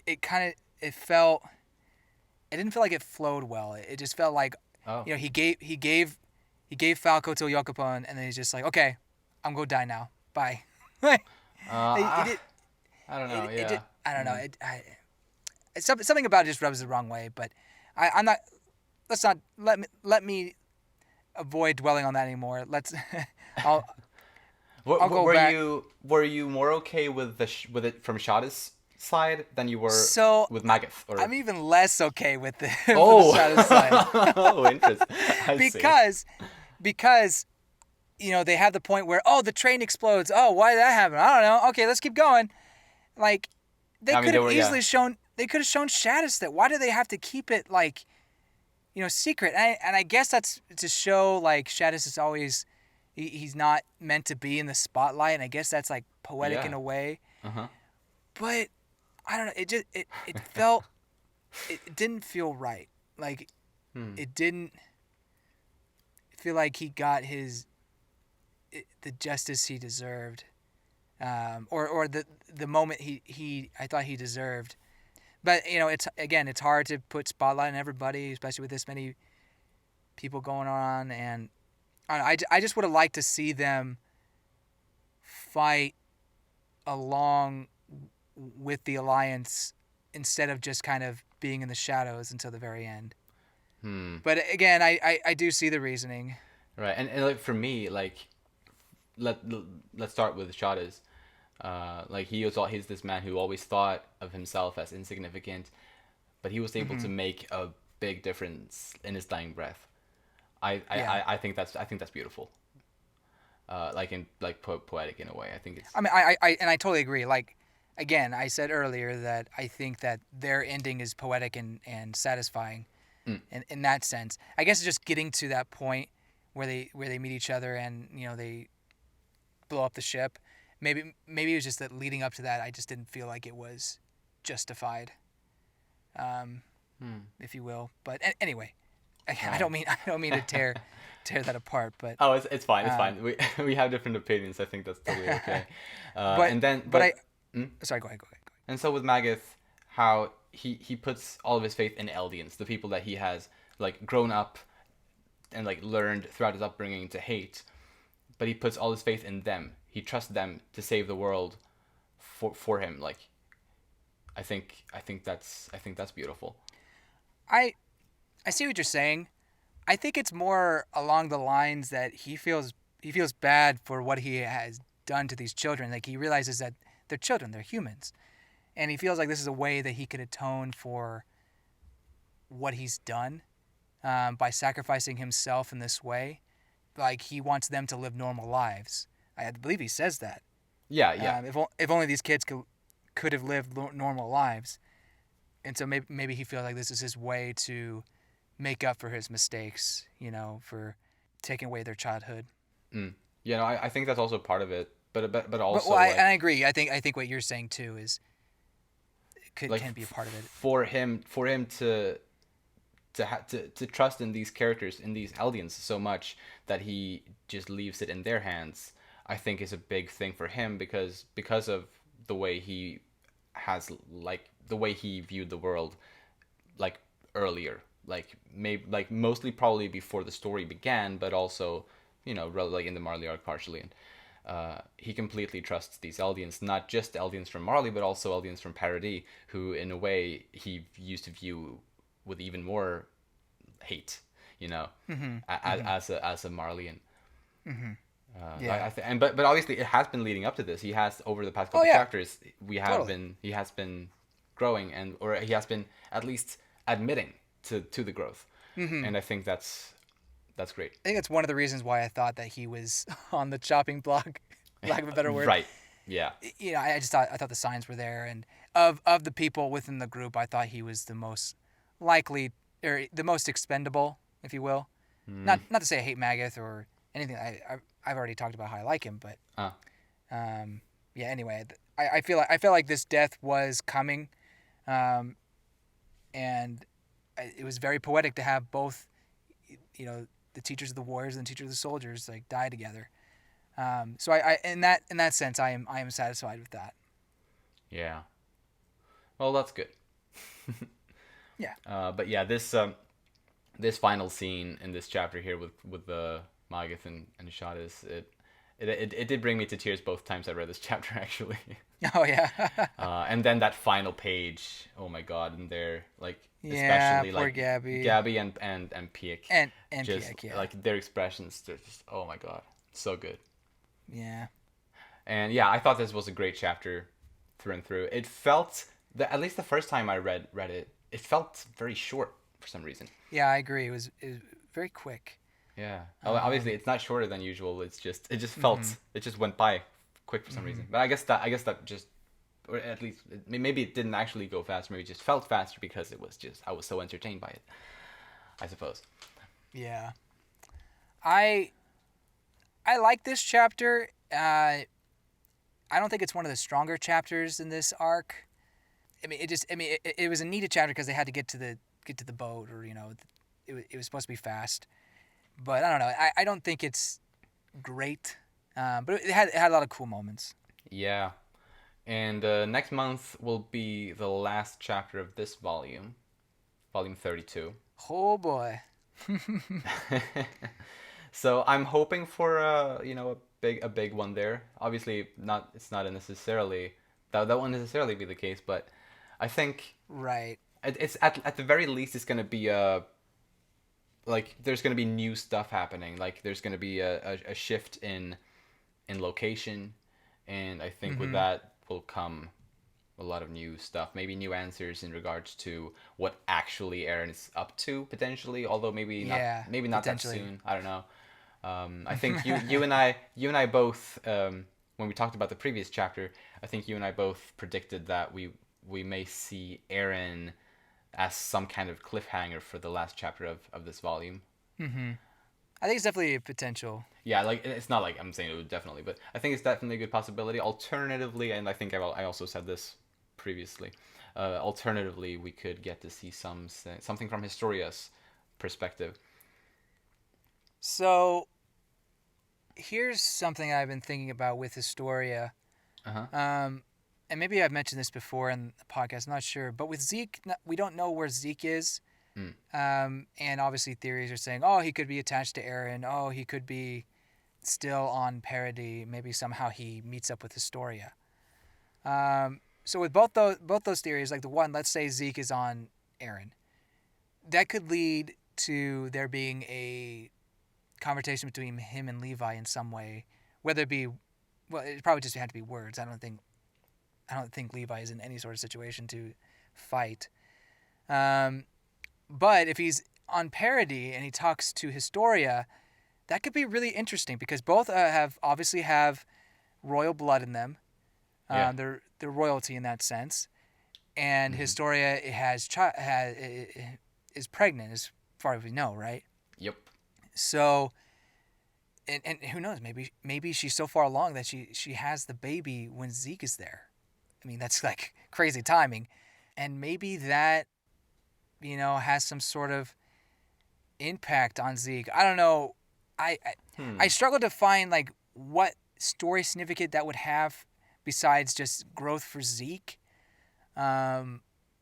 which I wouldn't object to. But we're coming to Endgame. You kind of got to pick your character developments. Right. But so I wonder, is that an important interaction to have? And it could be, and Isayama we trust. So if he goes that route, I'm sure we'll be happy. But Yeah. I don't know. I would that be something? Would that be the cliffhanger? Probably not. Maybe that may be something in like the next volume. But anyway, I guess I'm just trying to see where the loose ends are, because now that Shadis is gone, that's one loose end taken care of. Yeah. And obviously Eren is the big loose end, but we have Astoria and Zeke now. I think those are the final two, besides Eren, that probably should be addressed eventually. Oh, absolutely, yeah, for sure. So. And I've also speculated previously that Historia and Zeke may meet up somehow, and that definitely could be interesting. Like, and I think I said this also before, that obviously with their like Historia being pregnant and Zeke being anti-birth, that obviously that could lead to potentially interesting things, and it could also lead to, like, if I don't know how or why, but if they end up having a conversation, meeting up, interacting, that could also lead to like getting some backstory for Eren from Historia's perspective, because I imagine there's been something between them. I'm not saying shipping things or anything like that. No romance. He's the father. Yeah, no. I'm not. I mean, No. you can never know. I guess I can't say no with absolute certainty, but I do think there has been something they've had, like maybe they've made a plan together. Maybe Historia knows what Eren is doing. Maybe she's in on it, because in this that's potential. In the, like, when Eren and Zeke entered the paths together after Eren's head was blown off, and there's this like 2-page image of all like different memories from Eren's and his like the previous Attack Titans and the Founder Titans lives, like in these kind of like rhomb shapes or whatever. There is a picture of Historia, like present day ish Historia, presumably viewed through Eren's eyes. And I'm thinking, well, so because since then we've had a couple of things revealed, like the boy in the fez, for example. We didn't know him at the time, but then we got that explained later on. True. And then I'm thinking maybe there is something left there that's going to get explained, such as something in Eren's and Historia's past. And I think that's a good theory. That's something I think could be elaborated on if Historia and Zeke meet up for some reason.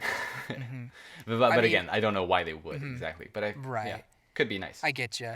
But but that is a good reason why they could meet up. Right. to get more of Eren's plan. Yeah, I that's a really good idea. And honestly, I think that may be the only way that we get Historia back into the story. I can't, unless there's like a letter or something. Like I don't see her having an interaction with anybody that would matter.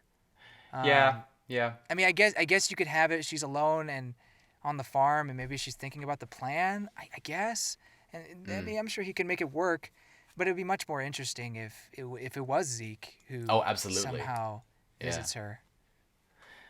For sure. And anyway. And it would also be like, I think I think it is through her backstory, like through learning what has been up with Historia the past few years. I think that's where the interesting things with her will come from, not necessarily the present day things with Historia, but Mm-hmm. her past, like who is the father to her child, Yeah, true, true. like all I was those just saying, like, what has she been unknowns. up to? Well, But yeah, what has she been up to? Who is Farmer she Coon? did get pregnant. Yeah. So I do want to see Historia again, but I don't have these high expectations that some people do that she's going to have a like incredible role in the story anymore. It Mm. which is kind of upsetting, but she's had an important role in the story already, so Oh I yeah. mean Oh yeah. I think I guess I'm okay with it, but it would be nice to see her one more time at the very least. Absolutely. And like I'm pretty confident that we will at least get interesting stuff for her development through her past, like the last year or the last 2 years or whatever. I think that's probably the most likely like thing that we'll get out of her. That's like interesting stuff. But who knows? Maybe there will be present day stuff with her that's gonna just blow our minds. Who knows? Yeah, you Uh, never know. like if she gives birth, I guess maybe that could be something. Maybe she Maybe. gives birth to Ymir Fritz. I don't know. Yeah, We got yeah, weird. And that some has kind of been reincarnation kind of thing. exact. Yeah, that's been a common theory actually. Oh, really? Yeah, yeah. Oh, I think I do. I think you told me or something like that. Now I think It's about it. interesting. It's like the circular history Right.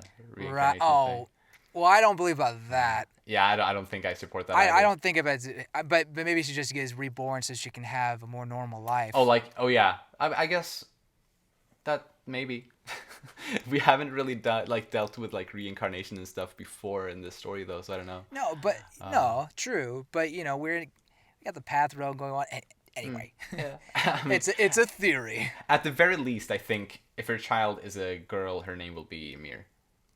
Or Yeah, actually, even if it's a boy, let it be named Ymir, because I think Ymir from Norse mythology is a male character. Um, sure. I I mean, think I could be wrong, so don't quote me on that actually. Uh, but I feel like the name works for either gender. do you mind if I go into just a couple of predictions I have for the next chapter? Absolutely, go right ahead. I think that Flock is not dead, and like we said earlier, that he will get on the boat somehow. Mm. Just because we didn't see his body and know for Exactly. sure that he's dead, I think you can't confidently say that he's gone yet, Right. personally. So I think he'll appear. There'll be some sort of confrontation, and whether he dies or not, I'm not sure. But maybe he will end up leading them to Aaron if he knows. Yeah. If not, then if not, I think Yelena will eventually fill that role, because Yelena's there for some reason. I know. Yeah. You have the whole cast here, but she's got to have a role to fill, I think, Mm. and that role might be to guide them. So we'll see there. Right. Yeah, And maybe. then my other prediction is that we would finally see Aaron, which is kind of a easy prediction to make, I suppose. But I do feel like we will finally see what where Aaron is and what he looks like. Yeah. Actually, the more we've talked about, like, especially after talking about Historia and like how she could be Mm-hmm. brought back into the story, I'm actually starting to think it's less likely we'll see Aaron in the next chapter at all. That's fair.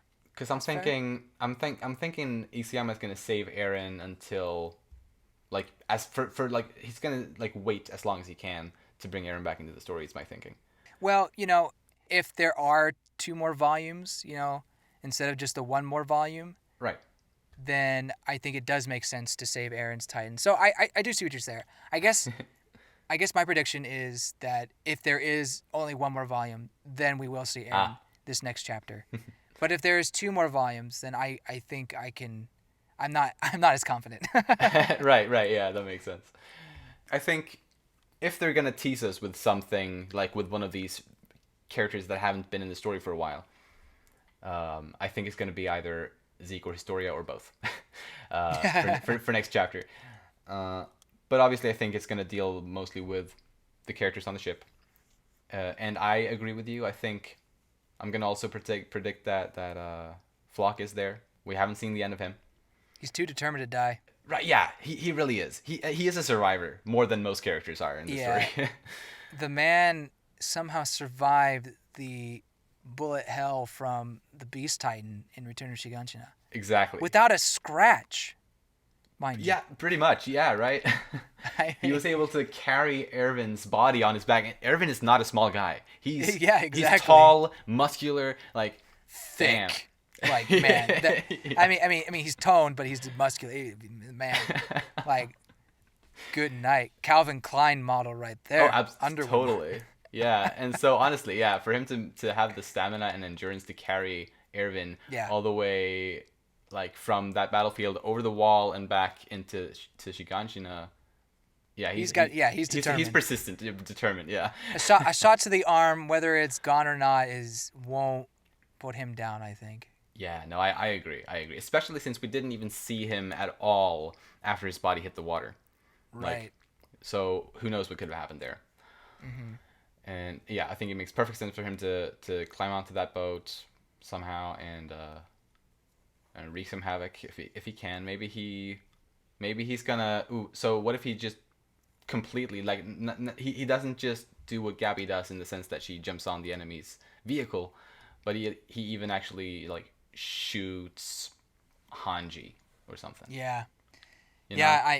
That's interesting. I mean, Hanji would be the biggest blow.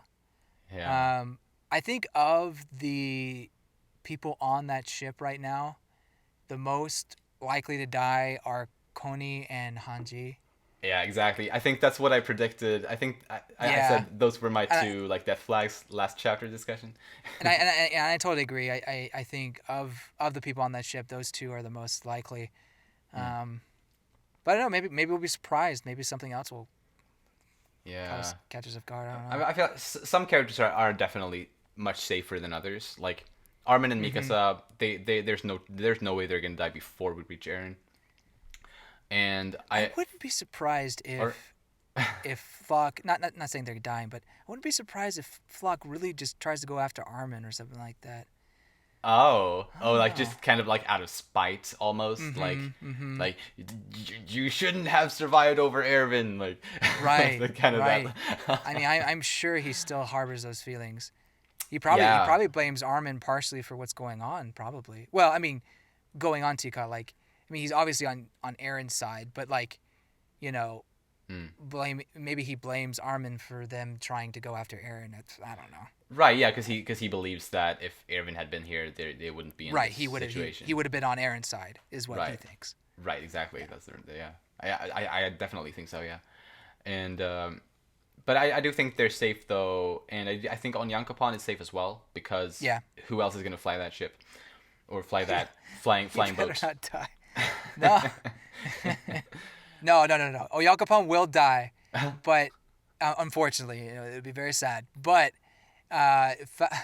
Falco's Titan actually can fly, and so they'll use him to get to Eren. Oh, am I just flying on his back? Yeah. Oh my god. Yes, please. And like he just like he holds like one of the other Titans in his talons as he flies. Yeah. And like they can do like aerial combat that way. Like he's holding the armored Titan or something like that, and he's just swinging it around. Like I don't know. Anyway, yeah. I don't think I got much other like in ways of predictions.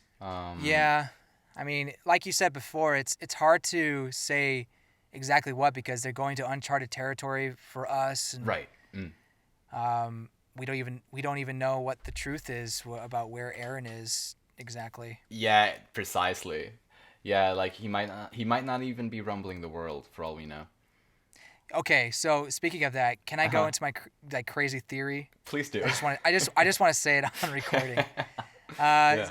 So my crazy theory is that Eren is going to. Okay, no.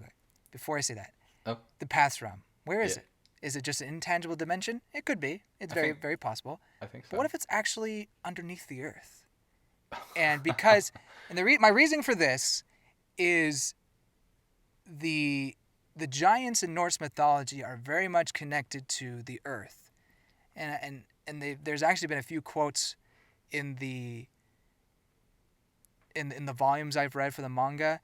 They're like in the back, like extra stuff. But there've been Oh, quotes from like Norse mythology, oh, like talking about like I think Ymir was like an earth something or other, um, and so it gets me thinking like, okay, so maybe the earth is much more involved in this, and what if that's Aaron's like target is to this world. They were born to this world, and so they have to change this world from the inside or something like that. And so what if the oh, path realm is actually underneath the earth? Because Ymir Fritz, she fell into a hole where that tree was, and that's where that weird spine alien thing yeah, like connect. I mean, I don't think it's alien, but the spine thing like connected to her. yeah. So what if that is the source of it all? And if you go deep enough, you get into the paths realm. Hmm. Um, in some way, and maybe we're misunderstanding the path realm. What if instead of actually being a sky, it's actually just like crystal all of it or something like that. Right. I don't know. Oh. It's pretty crazy. And so what if Yeah. Aaron is taking the entire colossal Titan army to wherever that is and destroying the path realms somehow? I don't know how, Okay. but Right. Nice. So this is basically the same thing you've said before, but a little bit more elaborated, like or a little bit yeah, more detailed. yeah. I'm interested in it. Like it is crazy, but I like it. I like it. I mean, it does have an issue where there's nothing like fighting back unless the unless the entire world decides to fight back, or if the people fighting back are this alliance. I'm not Hmm. entirely sure. Maybe the Earth will somehow fight back in some sort of like crazy um, way, but so anyways, it's not a perfect theory, and it's pretty out there, pretty crazy, but just wanted to put it on record and see if holds any merit. I mean, who knows? I mean, I'm not. I'm definitely not against it. It's like I Yeah, definitely feel like it could be something along those lines. yeah. Especially since I don't want to believe that Eren is going to rumble the world. Yeah. Like, because that's what everybody thinks. Like that's what all the characters think. That's what a lot of the readers think. Mm-hmm. And so like I'm like, and like knowing Isayama, it Mm-hmm. wouldn't be that easy. Wouldn't be that simple. There's got to be more to it than Right. I do appreciate your crazy theories. that. Yay! Well, now I'm curious. What is the final line that Aaron says once because when he like does the Skype call to all the Eldians? Mm. What what is the final line he says? What chapter is that? Chapter 123, I think. 23. Okay. Because 22, I think, was the one with Emir. Okay, so he says the Titans of the walls will trample and rumble all lands beyond this island until the lives there are eliminated from this world. Okay, well that's pretty set in stone. Um, it's hard to fight against that. I mean, he could be just lying, as we've talked about before. Like maybe he's trying to be an enemy of the world in some sense, for some reason. Right. I was wondering if maybe it just says we're going to trample the world or along those lines, and maybe that can be interpreted as something else. But he does say Ah. until all the lives there are eliminated. So I don't know. Yeah. There's so many questions. It's hard. Yeah. There's got to be something we don't understand. There has to be. Oh yeah. Absolutely. Has There, to be. there's no way. There's no way we know everything right now. Yeah. If that's the case, I'm gonna be. Well, I guess that's kind of like. Well, if we're expecting the unexpected, then Hmm. the expected becomes the unexpected. Oh yeah. Is that like the wine in front of me kind of a thing? I get something along those lines. Yeah. So it's like if we're expecting things to be all like everything except for what it seems, then when we eventually learn that potentially everything was the way we thought, then we're going to be shocked by that.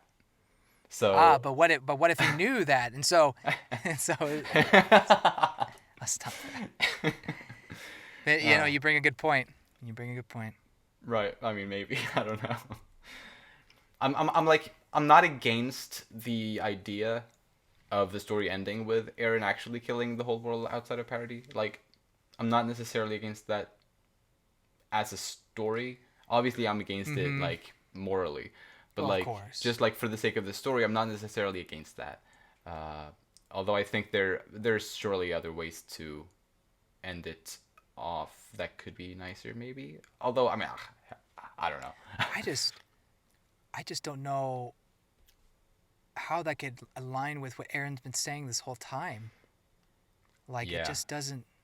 And even a lot of his actions, I think, just don't make sense. Especially since, yeah, he had that time where they tried to go to court, like, they tried to go through the laws in order to keep this, discrimination, to stop discrimination. Hmm.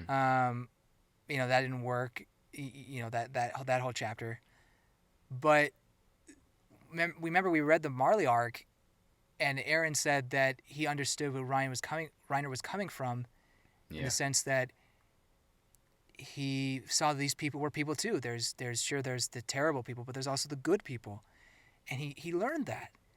He And did. Yeah. I to all of a sudden just be like, the only way is just to destroy the entire world, Hmm. or at least the lives on this world. It doesn't add up to me. Yeah. I know. There's Yeah. got to be some other meaning behind it. But at the same time, when in the same chapter where he did that announcement to all aliens, Mm-hmm.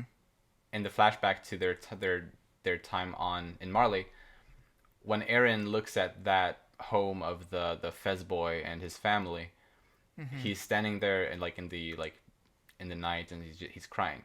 Oh yeah, He was that he did was happen. crying because Oh presumably he knew that these people were gonna die at least that, I think that's what it's like potential. from our perspective that's like at least the only thing that I can think of being the reason for why he Or would be maybe crying maybe right he there. was just sad for the state they lived in. I don't know. I mean, I guess that could be it, but I feel like there would be something bigger, like something more. Yeah. And yeah, I don't know. It's super hard to speculate It's on hard. these things. I think. I just want all the chat. I just want to know, and I know that they take time, Mm-hmm. but I don't know. Next month has been confirmed that we'll have a new chapter, so That's very good. that's gonna be good. So we'll We be can able definitely to, look forward to that. yeah. I just I don't know. The 2 month wait was kind of killer on me. I mean, I had other things to preoccupy my time. Like, woe is me, 2 months wait. Oh, first world problems. And we reread the Marley arc, so we had fun with Right. that. I mean, so we had stuff to do, but we were at the able same to time, like, I don't know. I just I want to understand so bad. Oh yeah, absolutely.